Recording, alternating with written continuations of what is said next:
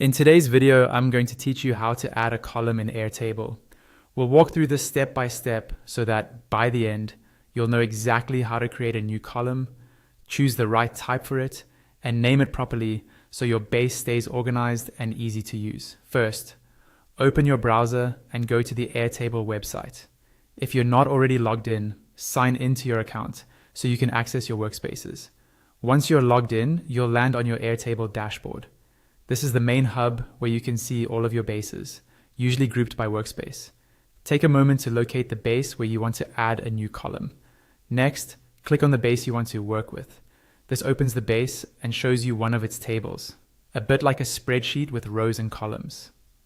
Make sure you're in the correct table and view, especially if your base has multiple tables or different views set up, such as grid, gallery, or Kanban. Adding a column in the grid view is usually the easiest. So if needed, switch to the grid view first. Now look along the top of the table where the column headers are. Scroll all the way to the right until you reach the last existing column. On the far right edge of your sheet, you'll see a small plus icon. This icon is what you use to add a new column, which Airtable calls a field. Click on that plus icon. A menu will appear with different field types you can choose from. For this example, we're going to select single line text. This is one of the most common and flexible field types, perfect for short bits of information like names, labels, tags, or brief notes. Go ahead and click on single line text to choose it.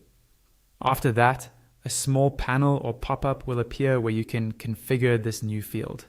At the top, you'll see a space to type in the name of your column. Click into that name box and type the name that best describes the information you're going to store here. Try to use something clear and specific so that anyone using the base immediately understands what belongs in that column.